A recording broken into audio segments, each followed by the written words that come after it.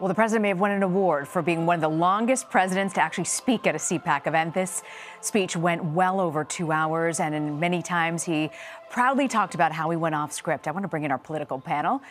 CBSN, Joel Payne, a Democratic strategist, and also Michael Graham, who joins us by phone, a CBSN political contributor and Republican strategist. Joel, I want to start with you.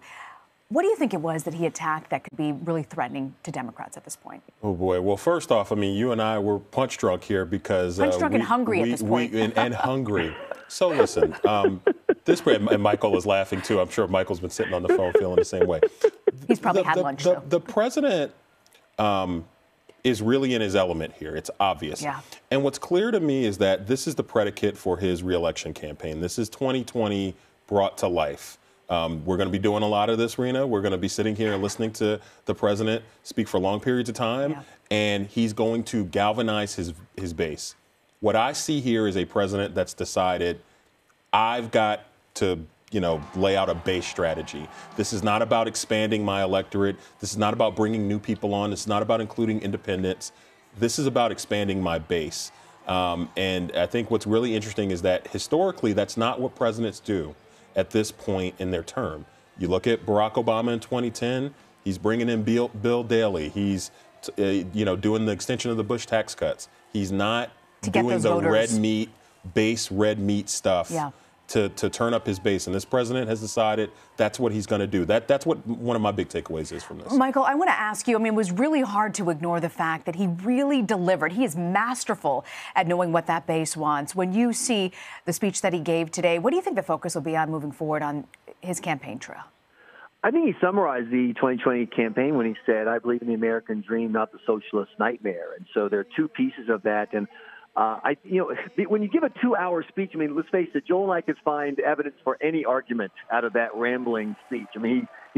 There was no focus. He was all over the map.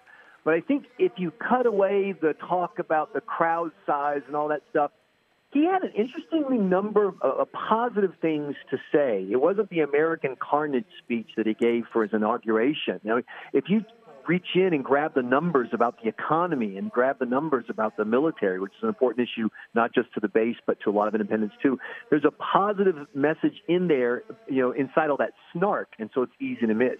And then, of course, the flip side is he loves talking about the Green New Deal and ideas that he describes as socialist and ideas that he believes are outside the mainstream. We don't know that that's true, but he clearly believes that. And so you have the two elements, a more positive, hey, look at all the good stuff that's happened, and then watch out, they're going to try to do bad things over there. If you gave me that speech and I could cut it down to 20 minutes, I could turn it into a great re-elect Trump campaign speech. You mentioned the Green New Deal. The president was one of the first things he actually hit on, and he's talking about the 2020 Democratic candidates. I want to play a bite for you from what he said about the Green New Deal. When I look at what's happening on the other side, I encourage it.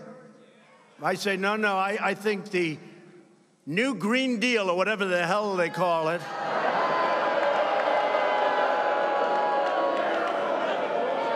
the Green New Deal, right? Green New Deal. I encourage it. I think it's really something that they should promote. They should work hard on. It's something our country needs. Desperately, they have to go out and get it.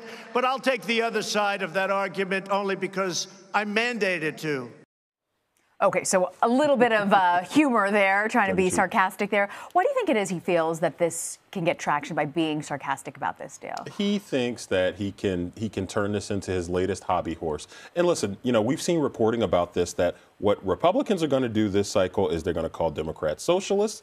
They're going to talk about late-term abortion. They're going to talk about the Green New Deal. They're going to paint this different world that Democrats live in and say, again, kind of as Michael summarized, I think pretty aptly, the socialist nightmare versus the American dream. I do not think that reality reflects that, but I do think that the president was very effective at laying out that contrast here. Again, reality does not reflect that, and I think as much as he excites Republicans and excites his base, he pushes away people who are independents, who are in the middle, people who he could bring into a coalition, a Trump coalition to win. We were talking about this earlier, Rena, with a colleague. You know, the president thinks that he can do the same thing he did in 2016. He thinks he can replicate that strategy. I can run that inside straight right through the heartland of the country, and I can pull out some of those Reagan Democrats. I can pull out some of those traditional Democratic constituencies and bring them onto my side and win over, win basically enough votes to get over the hump with a strong, energized base. I don't think he can run that same inside straight. I think what the president is realizing is that he's got to keep his base revved up. But I think what he's misstepping on here is thinking that he can do the same thing that he did 4 years ago. Michael, I'm curious, do you agree with his statement? You mean about the inside straight? Yeah.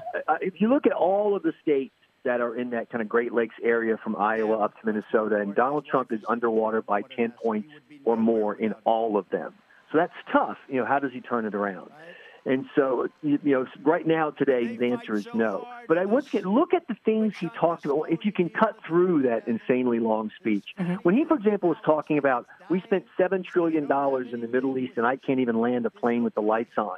That is an issue about what people perceive as a misuse or mistaken use of American power and expense and loss that a lot of non-Republicans, that resonates with them. When he talks about tariff policy, I happen to be a free trade supporter myself, but there are a lot of Americans who hear our tariff is 0 and theirs is 100, and they go, yeah, go get them, President. And those are the issues that brought a lot of those people who voted for Obama either in 2008, 2016, or 2012 and brought them over. If you can get to those issues, I think that what Joel is hitting on is very smart is you can't get to those issues if they're couched in terms that are directed toward the CPAC base.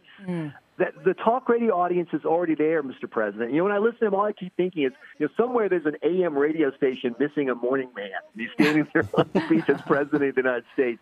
If he can get that message to those blue-collar, swing, or even traditionally Democratic voters, the message can work. I just don't know about Trump as the messenger right now.